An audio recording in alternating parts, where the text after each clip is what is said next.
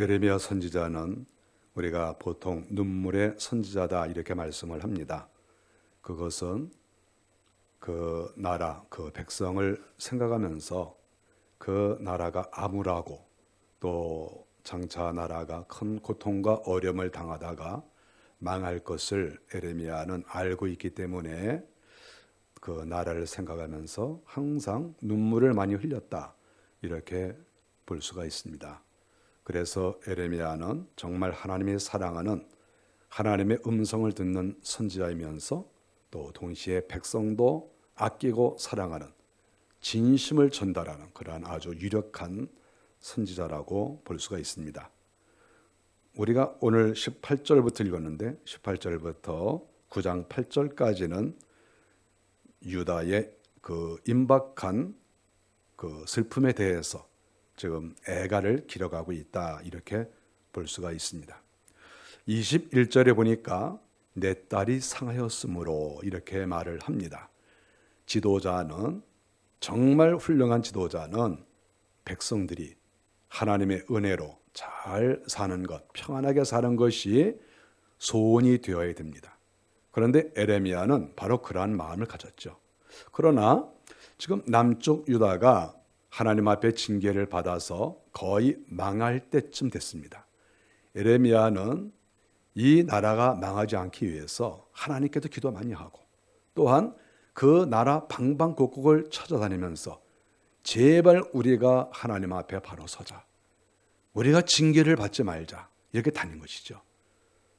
각 지역뿐만 아니라 각계각층 사람들을 만나서도 이 나라를 살려보자. 이렇게 아주 눈물을 뿌리면서 다녔다고 볼 수가 있는데 그가 이렇게 한 이유는 바로 내 딸이 상하였으므로 내 딸이라고 하는 것은 바로 하나님의 자녀인 이스라엘을 가리키는 것 아니겠습니까? 여기에서 이스라엘은 남쪽 유다를 가리킨다고 볼 수가 있죠. 이 나라가 지금 위기를 맞이하고 있습니다. 그런데 문제는 지금 남쪽 유다의 지도자들은 나라가 위기를 맞이하고 있는데 이 위기를 타개하기 위해서 어떤 행동도 취하지 않고 있다고 하는 것, 이것이 가장 큰 문제거리라고 생각을 합니다. 항상 책임을 맡은 사람은 자기가 맡고 있는 그 부분에 대해서 잘 보존도 하고 성장도 시키고 그것이 제정신을 가지고 있는 사람들이 하는 일이죠. 자기가 책임을 지고 있는 어떠한 부서, 어떠한 기관이 힘들고 어렵고 망가지고 깨지고 이렇게 하는데도 별로 신경을 쓰지 않는다고 하면 그것은 이미 지도자로서 자격을 상실한 것이다 이렇게 볼 수가 있는 것이죠. 옛날이나 지금이나 이렇게 나라가 위기를 맞이하고 여러 가지 어려움이 있어도 별반 신경을 쓰지 않는 이러한 사람들이 바로 이스라엘 나라에 있었다 이렇게 말씀을 하고 있는 것입니다. 나라가 어지러우면 또 여러 가지로 고통을 당하고 있으면 지도자들은 모여서 회의를 해야죠. 먼저 회의도 하고 우리가 이것을 어떻게 해결할 것인가. 그러나 더 중요한 것은 무엇이겠습니까? 하나님께 나가는 것이죠. 창조주이시니까 하나님은 모르시는 것이 없으시니까 하나님에게 또 매를 맞고 있으니까 그 때리는 사람한테 가야 되는 거 아니겠어요? 누가 나를 때리면 왜 때리는지를 알아야 될 것이 아니겠습니까?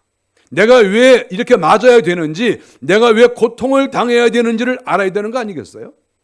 그랬을 때 이스라엘이 지금 환난과 어려움을 겪고 있으면 마땅히 나라의 주인이신 하나님께 나아가서 하나님, 우리가 왜 이렇게 하나님의 백성인데도 어려움을 겪나요? 하나님이 우리에게 축복하신다고 약속했는데 왜 우리 집에는 평안이 없나요? 왜 우리에게는 전염병이 있고 왜 우리에게는 기근이 있고 왜 우리에게는 싸움박질이 있고 왜 우리에게는 왜 이런 문제가 계속 이루어지고 있습니까? 왜 일어나고 있습니까? 이렇게 묻는 것이 아주 정상적인 것이라고 하는 것이죠. 그런데 이러한 문제들이 있는데도 별로 해결할 생각을 하지 않고 자기가 일하는 기관이든 뭐 교회이든 가정이든 나라든 어떤 것이든 멍하니 가만히 앉아있는 이런 사람들은 아주 악독한 사람이라고 볼 수가 있습니다. 이스라엘 나라의 지도자들은 바로 악독한 사람이라고 볼 수가 있죠. 지도자 자격도 없죠. 그런 사람들이 지도자라고 앉아있고, 내가 뭐 지도자네, 내가 뭐 장로네, 내가 선지자네, 내가 뭐 어쩌고 저쩌고 이러고들 지금 다 앉아있는 그런 상황이라고 하는 것을 알 수가 있습니다. 에레미야는 가슴이 아파서 견딜 수가 없는 거예요. 19절에 보니까 내 딸이 심히 먼 곳에서 부르짖는 소리로다. 남쪽 유다가 망해서 바벨론의 포로로 잡혀간 것을 지금 예레미야는 생각하고 있는 거예요. 지금 조금만 있으면 나라가 망하고 수많은 여인네들이, 그 수많은 또 사람들이 이렇게 바벨론에 포로 잡혀가서 고통당하고 있는 것을 지금 예레미야는 뻔히 보고 있는 거예요. 나라의 장래를 보고 있는 거예요. 그러니까 이렇게 내 딸이 심히 먼 곳에서, 심히 먼 곳, 이건 무엇입니까? 이방 나라를 가리키는 거 아니겠어요? 그래서 이방 나라에서 부르짖는 소리가 들리는 거예요. 내 백성이. 진정한 지도자라고 하면 이것은 고통을 느껴야 마땅한 것이죠. 이 가짜 지도자들은 자기의 주머니만 날마다 생각합니다. 자기의 배만 생각합니다. 내가 어떻게 하면 잘 살까? 내가 어떻게 되면 부자가 될까? 내가 어떻게 하면 큰 소리를 뻥뻥 칠까? 이런 생각을 하는 사람이 가짜 지도자죠. 그런 지도자를 만나면 다 불쌍한 거예요, 사람들이. 그러나 진정한 지도자는 항상 여러 사람을 생각하고 다수를 생각하고 나라와 민족을 생각하고 이렇게 살아가는 사람이죠. 예레미야는 나라가 망한 이후에도 생각한 거예요. 예레미야는 정치 지도자는 아닙니다. 그래서 나라가 망해도 사실 책임질 건 없어요. 책임질 사람들은 다 도망가 버리고 사실 책임을 지지 않아도 되는 사람들이 가슴 아파서 하는 것이지요. 그게 역사가 가르쳐 주는 거예요. 그랬을 때 예레미야는 자기가 정치 지도자가 아니기 때문에 책임질 일이 없지만, 그러나 자기 백성들이 이방 땅에 가서 고생하는 그 소리가 귓속에 들리는 듯 했을 때 그가 마음속에 견딜 수가 없었다, 이렇게 말하는 것입니다. 남유다가 망해서 바벨론의 포로로 잡혀갔는데, 지금 포로로 잡혀간 사람들도 문제가 있죠. 그 사람들이 이렇게 이야기하는 이야기가 뭐냐 하면 19절에 보니까 여호와께서 시온에 계시지 아니한가, 이렇게 이야기를 하고 있는 것입니다. 여호와께서 시온에 계시지 아니한가. 왜 이런 말을 했겠습니까? 그것은 만일에 여호와께서 시온에, 즉 예루살렘에 계신다고 하면 예루살렘이 왜 망하겠느냐? 예루살렘이 망할 이유도 없고 이스라엘 나라가 망할 이유도 없고 우리가 포로로 잡혀올 이유도 없다, 바로 이런 얘기 아니겠어요? 그러니까 결국은 지금 남쪽 유다 사람들은 지도자나 백성이나 전부 지금 민도가 떨어지고 전부 지금 자기들이 잘못해서 나라가 망했는데, 결국 탓을 하는 것은 여호와께서 시온에 계시지 아니한가. 만일에 하나님께서 시온에 계셨으면 우리나라가 망했겠습니까? 여호와께서 시온에 계시지 않았으니까 이 나라가 망한 거 아닙니까? 하나님이 뭐 우리 도와준다고 하시더니, 하나님이 우리 편이라고 하시더니 하나님이 이렇게 떠나버리셨네요. 그러니까 우리가 망한 거 아니겠습니까? 지금 이렇게 지도자나 백성이나 엉뚱하게 남의 탓을 하고 있는 이러한 이 꼬락서니를 우리가 보고 있는 것이죠. 제가 인생을 살아보니까 항상 이 바보 같은 사람, 어리석은 사람들은 항상 남탓만 합니다. 남탓. 누구 때문에 내가 고생한다. 누구 때문에 그렇다. 이 나라가 누구 때문에 그렇다. 누구 때문에 그렇다. 날마다 남탓만 합니다. 남탓. 이스라엘 백성들이 그런 것이죠. 여호와께서 시온에 계시지 아니한가? 하나님이 계셨으면 우리가 망했겠습니까? 하나님이 안 계시니까 이 나라가 망한 거 아니겠습니까? 우리는 책임 없습니다. 하나님이 책임입니다. 아주 악독한 이러한 말을 입에서 쏟아내고 있는 것이죠. 이 지도자나 백성이나 마찬가지예요. 나라가 망하려니까 이런 소리들을 막 하고 있는 거예요. 얼마나 이게 무서운 말인지, 하나님 앞에서 책망을 받을 말인지 뭐 이거 알지도 못하고 그저 그냥 하나님도 뭐 계신지 안 계신지 알지도 못하고 그저 자기가 하고 싶은 말을 막 그냥 내뱉는 그런 모습을 여기서 발견을 할 수가 있습니다. 자기들이 지금 불신앙 때문에 자기들이 우상을 섬기고 하나님 앞에 정의롭지 못하고 바로 살지 못해서 하나님이 지금 그 나라를 박살을 내버렸는데 지금 한다는 소리가 여호와께서 계시지 않아서 그렇다. 하나님 때문이다. 이렇게 남 탓을 하고 있습니다. 19절에 보니까 조각한 신상과 이방의 헛된 것들로 나를 경노하게 하였는고 하시니, 하나님께서 무엇이라고 말씀했습니까? 하나님이 이렇게 엉뚱한 소리를 하니까 하나님께서 정말 참다 견딜 수가 없으셔서 하나님께서 한마디 하신 것입니다. 조각한 신상과, 너희들이 지금 우상을 섬기지 않느냐, 조각한 신상, 이방의 헛된 걸로 나를 경노하게 하지 않았느냐, 하나님 좀 화가 나셨다는 거예요. 왜 전염병이 일어났느냐, 왜 전쟁이 일어났느냐, 왜 나라가 망했느냐, 왜 굶어 죽느냐, 지금 내가 화가 났다, 이렇게 하나님께서 남쪽 유다를 향하여 말씀하시는 거예요. 너희가 나를 경노하게 했다. 하나님이 분노하신 것이죠. 하나님이 분노하면 어떻게 되겠습니까? 하나님께서는 이 세상을 창조하신 분이시고 이 마지막 때에 이 세상을 심판하실 분 아니겠습니까? 그래서 우리가 하나님 믿는 거 아니겠어요? 그런데 그 하나님께서 지금 분노하신다, 이렇게 남쪽 유다를 향하여 말씀하고 계십니다. 예레미야는 어쨌든 나라가 이렇게 망해가고 불쌍하게 되니까 너무 가슴이 아파서 견딜 수가 없는 거죠. 그래, 너희들 그렇게 내가 하나님의 말씀을 가르쳐주고 그렇게 바로 살라고 해도 그렇게 고집부리고 말 안 듣더니 쌤통이다, 잘했다, 그래 나가 죽어라. 예레미야는 그렇게 말하지 않았어요. 그런 생각 갖지 않고 끝까지 어떻게 하면 이 백성이 하나님 앞에 사랑을 받을 수 있을까, 어떻게 하면 이 문제를 해결해 나갈 수 있을까, 이러한 마음을 끝까지 견지하고 있었다. 이것이 정말 훌륭한 선지자의 모습이라고 볼 수가 있습니다. 중간에 포기하지 않았습니다. 10년, 20년, 30년을 기다리고 40년을 기다려도 그래도 끝까지 이스라엘 백성들이 돌이키지 않을다 할지라도 끝까지 기다리면서 이 문제를 해결해 나가려고 에레미야가 애를 쓴 것을 본문에서 볼 수가 있습니다. 20절에 보니까 겨울이 왔다, 이렇게 말을 합니다. 겨울이 왔다고 하는 것은 이제 우리는 구원을 받지 못한다, 이러한 말과 똑같은 말입니다. 여기서 이스라엘 사람들이 겨울이 왔다 하는 이 말은 단순하게 한 말이 아니고 이 먹을 양식과 관계돼서 한 말입니다. 이스라엘 나라는 1년에 2번 추수를 합니다. 봄에 또 추수도 하지만 또 과일들도 많이 이렇게 나죠. 그러나 곡식들을 많이 거둡니다. 밀을 많이 거두죠, 봄에. 그리고 여름이 지난 다음에 가을이 돼서도 또 곡식을 물론 거둘 수는 있지만 대개 과일을 많이 거둡니다. 2번 거둔다고 볼 수가 있죠. 그런데 이 2번의 이 곡식을, 먹을 양식을 건져야 되는데 이 중에 한 번이라도 제대로 추수를 하지 못하면 상당히 궁핍하게 됩니다. 추운 겨울을 맞이하는 것이죠. 그런데 이 남쪽 유다는 하나님 앞에 징계를 받아서 먹을 양식이 끊어졌습니다. 봄에도 추수를 제대로 하지 못하고 가을에도 추수를 제대로 하지 못했습니다. 그러니까 여기서 겨울이 왔다라는 이 말은 단순하게 계절이 겨울이 왔다는 말이 아니라 먹을 양식이 없는 상태에서 우리가 겨울을 맞이했다, 이런 말이거든요. 얼마나 불쌍한 말입니까? 추운 겨울이 왔는데 직장도 없는데 먹을 것도 없어, 통장에 돈도 없어. 얼마나 끔찍한 그런 상황입니까?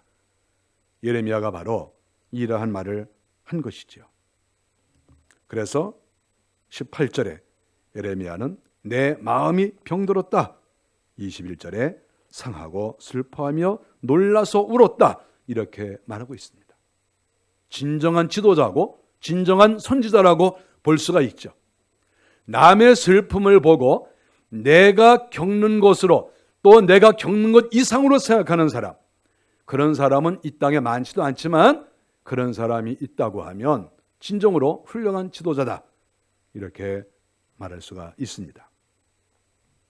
예레미야가 이러한 망해가는, 또 고통에 빠져있는, 비통에 빠져있는 이러한 남쪽 유다 백성들을 향하여 한 가지 이야기를 또 하고 있습니다.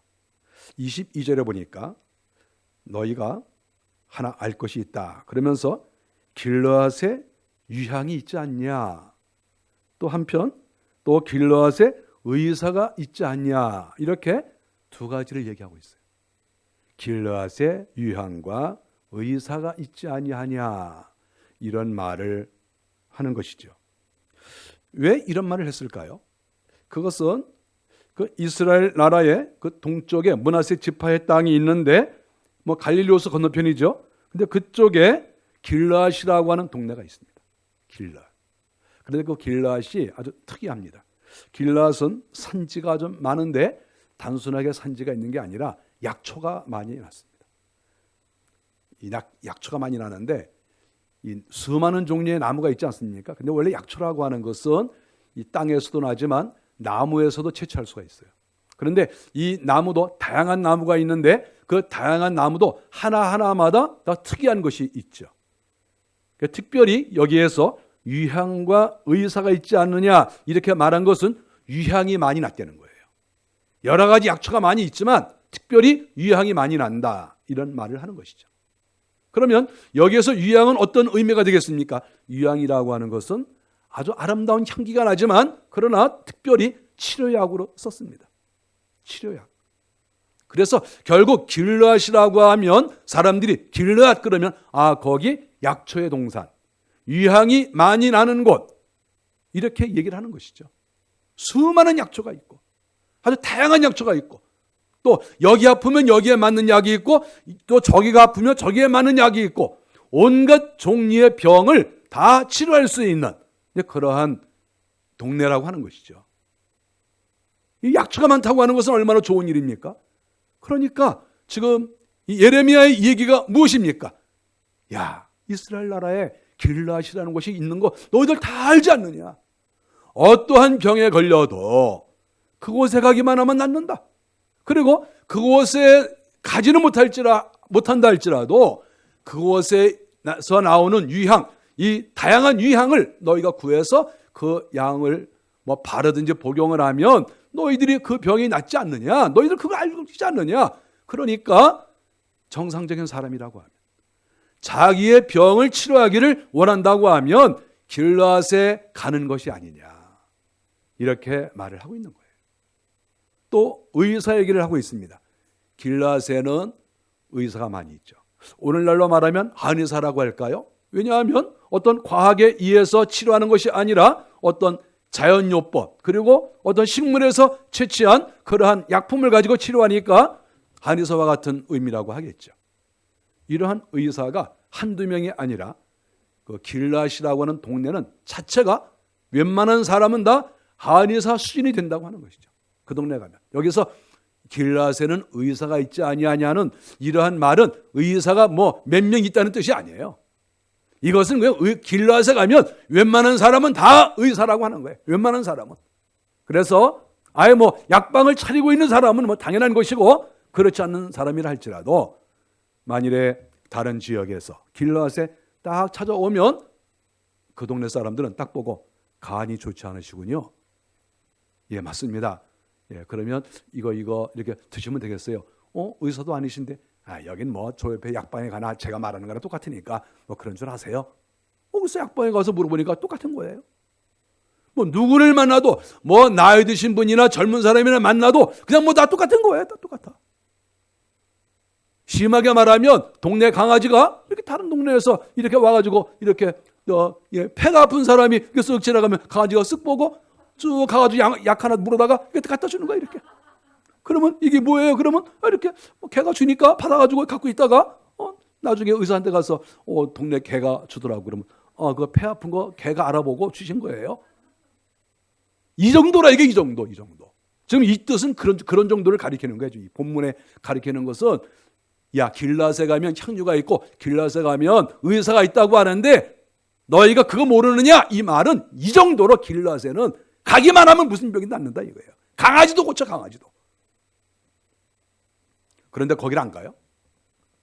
아니, 거기를 안 가는 사람은 그 바보 아닙니까?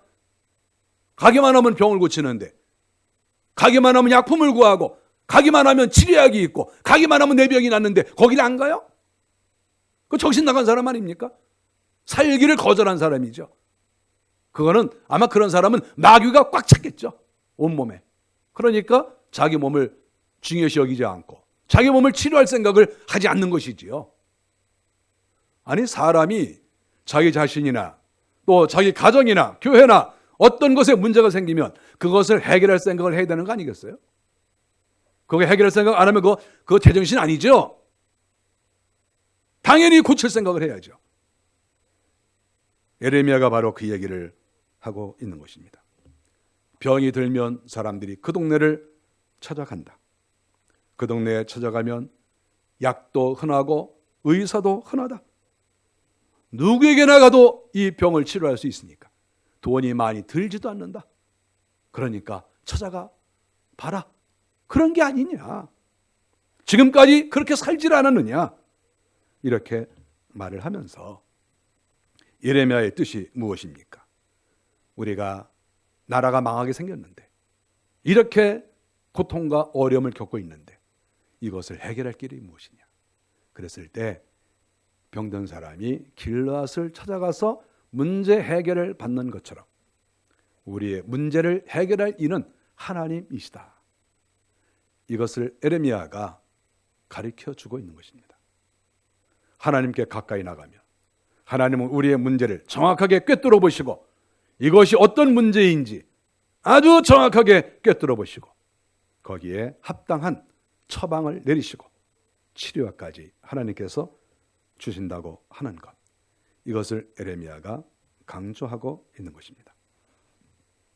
기독교라고 하는 것은 단순하게 친목회가 아니고 사상 집단이 아니고 기독교라고 하는 것은 살아계신 하나님을 믿는 그러한 종교입니다. 만일에 기독교 안에 하나님이 계시지 않는다고 하면 기독교는 있을 필요가 없죠. 하나님이 계시기 때문에 기독교는 존재하는 겁니다. 그래서 기독교는 항상 하나님이 나타나야 되는 겁니다. 하나님의 살아계심, 하나님의 말씀, 하나님의 능력, 이것이 기독교 안에서, 교회 안에서 나타났을 때 이 기독교가 진정한 기독교구나, 이렇게 알 수가 있는 것이죠.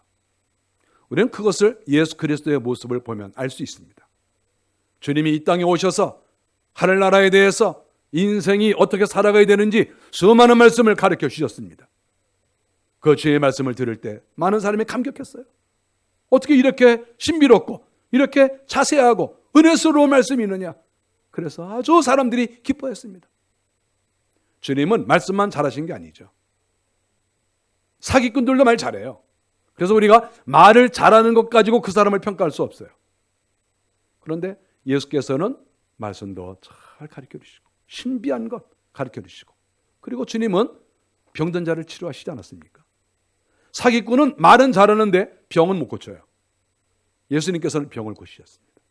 수많은 사람들이 여러 가지 병, 혈우병에 걸리든 또 안진병이든 어떤 병이든지 주님께 나왔을 때 주님께서 말씀으로 그 병을 다 고치셨어요. 귀신 들린 자도 수도 없이 고치셨어요. 이스라엘 나라에도 귀신 들린 사람이 그렇게 많았습니다. 주님께서 한 사람 한 사람 다 고쳐주셨습니다. 백성들이 먹을 것이 없었을 때 주님께서 오병이어의 역사를 일으켜서 먹을 것까지도 주셨습니다. 하나님이 하시는 일이죠. 하나님은 우리에게 영적 문제나 육적 문제를 다 해결해 주세요. 하나님은 우리가 예수 믿으면 하늘나라 간다, 이것만 강조하는 그런 분이 아니에요. 하늘나라 가는 것이 우리의 최종적 목표일지라도 우리가 이 땅에 살아가는 날 동안에 하나님께서 우리에게 은혜를 내려주십니다. 전염병을 다 몰아가게 하시고, 가난도 기근도 다 하나님이 쫓아버리시고, 전쟁도 막아주시고, 하나님께서 은혜를 내려주시는 것이죠. 사실 우리가 그래서 하나님을 믿는 거예요. 하나님을 믿어도 여전히 전쟁이 있고, 하나님을 믿어도 여전히 가난하고, 하나님 믿어도 여전히 무슨 문제가 있고, 하나님 왜 믿습니까? 하나님 왜 믿는데요? 아니, 하나님을 믿으면 좋은 게 있어야 될 거 아닙니까? 좋은 게. 하늘나라만 간다고 하면 우리가 아직 하늘나라를 가보지 못했기 때문에 뭔가 우리가 의심할 수도 있잖아요. 살아있으면서 믿는 방법은 없습니까? 살아있을 때 하나님께서 우리를 부유하게 하시고 병을 치료하시고 하나님 우리의 가는 길을 축복하시고 인도하여 주시고 원수를 막아주시고 귀신을 쫓아주시고 병을 치료하시고 이것이 천국을 믿게 하는 중요한 그러한 증거예요. 우리가 막연하게 하나님만 믿는 게 아니고 막연하게 천국만 믿는 게 아니에요. 천국을 믿으려면 이 땅에서 천국이 있다는 것을 믿을 만한 어떠한 증거가 있어야 되는 거예요. 그 증거를 예수님은 다 보여주셨어요. 우리 주님께 나갔을 때 모든 문제가 해결됐습니다. 우리가 성경을 봤을 때 주님께 나갔는데 해결되지 않은 것이 있습니까? 다 해결됐어요. 주님께 나갔을 때. 진심으로 나갔을 때. 우리 주님께서 이렇게 치료하시면서 항상 다시는 죄를 짓지 말라 이런 말씀을 많이 했어요. 이 죄와 관계가 많이 있다는 거예요. 우리 인생의 문제가. 그래서 죄는 회개 많이 해야 돼요. 회개도 하나도 하지 않고 무조건 은혜를 받으려고 하면 은혜가 내려오질 않아요. 예수 그리스도는 만능 의사입니다. 종합병원의 원장과 같은 분이시죠. 모르는 것이 없는, 치료할 수 없는 것이 없는 그러한 분이 예수 그리스도이세요. 우리가 믿는 하나님이 바로 그러한 분이세요. 마귀의 역사도 막아주시고 전쟁도 막아주시고 가난도 막아주시고 모든 잘못된 것 다 막아주시고 우리의 가는 길을 평탄하게 인도하시는 그런 분이 예수 그리스도예요. 단순하게 우리 예수 믿으면 천당 간다 그것만 강조되어지는 것이 기독교가 아니에요. 살아있는 날 동안에도 하나님의 살아계심과 예수 그리스도께서 우리의 의사 되시는 것을 체험하고 날마다 감격하고 수혜를 입고 하는 것, 그것이 기독교다 이렇게 말할 수가 있습니다. 이스라엘 나라의 지도자들은 나라가 망해가는데 그리고 조금 있다 다 망했습니다. 그래도 하나님을 거역하고 징계를 받고 있으면서도 왜 나라가 징계를 받고 있는지도 모르고 분석을 할 줄을 모르는 그러한 지도자였던 것을 우리가 알 수 있습니다. 성경에 보면 사무엘상 15장 22절과 23절에 보면 사울 왕이 하나님 말씀에 불순종을 했는데 그 부분에 대해서 거역은 사술과 같다 이렇게 표현을 했습니다. 거역은 우상 숭배와 같다는 것이죠. 하나님의 말씀을 순종하는 것이 우리 인간이 정상적으로 살아가는 것인데 하나님의 말씀을 순종하지 않으면 그것이 자체가 우상 숭배인 거죠. 우상 숭배하는 자리에 가지 않아도 내가 어떠한 정말 신상의 어떠한 우상 숭배 자리에 내가 뛰어들어가지 않는다 할지라도 하나님의 말씀을 거역하는 그 순간에 벌써 이미 그 사람은 우상 숭배자다 하는 거예요. 그렇게 성경에 기록을 했습니다. 지도자들의 영적 무지는 자신도 죽이고 또 가정도 죽이고 자기에게 속해 있는 백성까지 다 죽이는 거예요. 지도자는 아무나 하면 안 되는 거예요. 말을 잘해가지고 사람들을 현혹해서 지도자가 되면 그 말을 믿고 따라갔던 사람 다 망하는 거예요. 그래서 가능한 한 사기꾼은 지도자를 하면 안 되는 것이고 지도자도 웬만하면 하지 말아야 돼요. 왜냐하면 자기가 잘못하면 많은 사람 죽이니까. 그래서 가능한 한 목사도 하지 말아야 됩니다. 목사를 하려면 정말 어려서부터 준비하고 많은 사람에게 인정을 받고 그리고 나서 신학교를 가고 목사를 해야 되는 거예요. 나라의 지도자도 마찬가지고 학교의 교사도 마찬가지고 가르치는 사람들은 정말 정신을 차려야 되는 거예요. 하나님을 두려워하고 세상 이치를 바로 깨닫고 내가 잘못하면 여러 사람 죽인다 하는 것을 항상 머릿속에 생각을 해야 되는 것이죠. 오늘날의 우리 인생들을 살펴보면 남쪽 유다 백성들과 큰 차이가 날까 이런 생각도 해봅니다. 남유다 백성들이 전염병에 걸리고 또 전쟁의 소리를 듣고 기근에 시달리고 또 가짜 지도자들을 많이 만나고 참 고통을 많이 당했어요. 오늘날에 우리는 어떤 상황이 있을까? 그런 생각을 해봅니다. 우리가 영적으로 상처를 입고 마음의 상처를 입고 또한 육체적으로도 여러 힘들고 어렵고 경제적으로도 상처를 입고 수많은 고통과 어려움과 상처가 이 시대에도 있을 것으로 생각합니다. 이럴 때 우리는 예레미야가 남유다 백성들에게 하신 말씀을 기억해야 됩니다. 길르앗에 유황과 의사가 있지 아니하니 이 말과 같이 하나님께 나가십시오. 우리 하나님께 나아가면 하나님께서 치료제를 가지고 계시고 하나님께서 의사가 되셔서 우리를 고치실 것이 아닙니까? 우리가 다 하나님께 나갑시다. 이런 말씀, 이 말씀이 오늘 우리에게도 필요한 말씀이라고 저는 분명히 믿습니다. 우리 기독교는 생명을 살리는 종교입니다. 기독교는 죽이는 종교가 아니에요. 기독교는 어떻게 해서든지 살려보려고 하는 생명의 종교입니다. 그것이 기독교예요. 죽이는 거 좋아하지 않아요. 살리는 걸 좋아합니다. 어쨌든지 누구든지 나오십시오. 내가 당신을 살리겠습니다. 이것이 기독교예요. 교회도 마찬가지죠. 교회가 뭐 하는 데입니까? 교회가 사람 상처 주는 데가 아니고 살리는 데예요. 살리는 데. 교회를 나오면 사람이 기뻐해야 돼요. 하나님의 은혜로 기쁘고 또 교회에서 만난 사람들 때문에 기쁘고 교회는 생명을 주는 곳이다. 이렇게 말할 수가 있습니다. 여러분들이 광고를 하셔야 됩니다. 여러분들이 사람들에게 선전을 해야 됩니다. 하나님께 나오십시오. 교회에 나오십시오. 여러분에게 치료제가 있습니다. 여러분을 치료할 능력의 예수 그리스도가 계십니다. 여러분들 교회에 나오시고 하나님께 나오십시오. 이렇게 우리는 말을 해야 되고 그리고 실질적으로 하나님이 그렇게 하십니다. 주님이 그렇게 하세요. 저는 그러한 주님의 맛을 너무나 많이 봤습니다. 오늘 주님 앞에 예배하는 여러분들 하나님께 나가십시오. 죄를 고백하고 회개하고 겸손히 주님께 나가십시오. 모든 문제를 주께서 해결해 주실 것입니다. 기도하겠습니다.